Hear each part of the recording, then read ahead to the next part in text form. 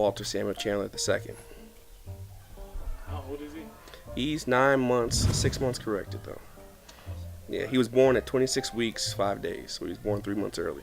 I look at the financial aspect and the hit of being a father, especially first-time father, and it's tremendous. The surprising thing was like it was formula, right? So his mom stopped breastfeeding earlier than I guess normal. So like we had to get more formula, and when you start buying formula, which maybe you will, like some things just was like 30, 40 a pop. Well, I had them not young, but fairly young. So like going out a lot of that cut down and stuff like that.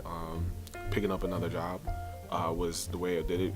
Check your insurance if you can when you're open enrollment, and you can change your insurance. Make sure you get the lowest possible deductible that you need to reach.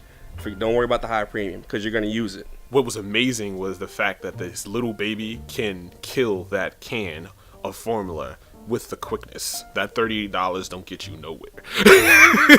Right? So it took a lot, but it's no different than like, you know, planning for a trip or something like that. You just kind of start taking certain things out. I'd rather cook. It's because it gave me a couple more dollars to buy formula. I think the finance aspect is at the top of my mind right now, just because of he's taking a vaccine that's $3,000 a month.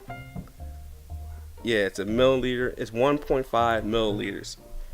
That much medicine, $3,000 a month. I mean, it's easy to talk about, the raise. I mean, you asked me about first-time fathers, right? Now you hear all the time about the stuff about sleeplessness or trying to support your the mother of the child, wherever you can. You hear about the diaper changes, that stuff you hear about, right? Nobody ever talks about the medical aspect side of having a child. That it's going to cost you or cost the mother of your child at least $5,000 to have the child. Between all the different doctors, anesthesiologists, the bed stay of staying in the hospital for 3 or 4 days, and don't come in a situation where you need to have an ambulance ride too. That's another $1,000 just for the trip, even if it's literally around the corner. So nobody ever talks about those aspects of it.